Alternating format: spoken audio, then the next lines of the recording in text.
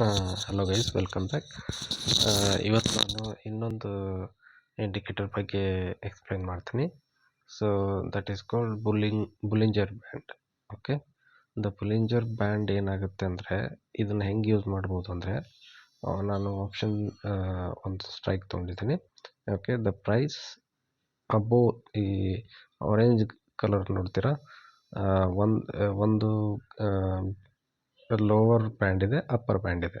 Okay, so always lower band upper band ಇರುತ್ತೆ. ಮಿಡಲಲ್ಲಿ ಒಂದು ಆರೆಂಜ್ ಕಲರ್ ಒಂದು ಬ್ಯಾಂಡ್ ಇದೆ. ಸೊ ನೀವು ಏನು ಮಾಡಬೇಕು ಅಂದರೆ, ಆಪ್ಷನ್ಸ್ ಬೈ ಮಾಡಬೇಕಾದ್ರೆ whenever this lower band is touching the price, you can buy it. Okay, and hold till the middle line crosses or it touches the above line. So safer side ಅಂದರೆ the middle line ಮೇಲೆ ಹೋದರೆ there is a confirmation the price will go up. Okay, and once your stop loss will be like your the middle line stop loss ಆಗಿ ಇಟ್ಕೊಂಡು trade ಮಾಡ್ಬೋದು.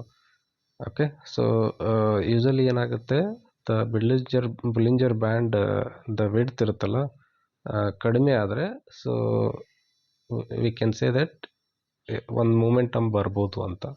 Okay, so you see, whenever it is small range small ಆದರೆ ಮುಂದೆ ಒಂದು spikes ಬರುತ್ತೆ, ಐದರ್ side, down side ಬರ್ಬೋದು, up side ಬರ್ಬೋದು.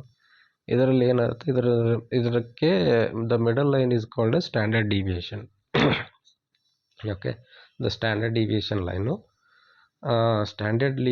Line upper band lower band ಅಂತ ಇರುತ್ತೆ ಇದಕ್ಕೆ. ಸೊ ಪ್ರೈಸ್ ಕ್ಯಾನ್ ಮೂವ್ ಅಂದರೆ ಇಷ್ಟು ಪಾಯಿಂಟ್ ಮೇಲೆ ಹೋಗ್ಬೋದು, ಎಷ್ಟು ಪಾಯಿಂಟ್ ಕೆಳಗಡೆ ಬರ್ಬೋದು ಅಂತ ಸ್ಟ್ಯಾಂಡರ್ಡ್ ಡಿವಿಯೇಷನ್ ಮೆಥಡ್ ಹೇಳುತ್ತೆ. ಇದು ತುಂಬ ಜನ ಯೂಸ್ ಮಾಡ್ತಾರೆ ಮಾರ್ಕೆಟಲ್ಲಿ. It's one of the greatest strategy. So 100% ಯಾವುದು ವರ್ಕ್ ಆಗಲ್ಲ ಮಾರ್ಕೆಟಲ್ಲಿ, but still you can try this strategy and test it. Thank you for watching and keep watching my videos.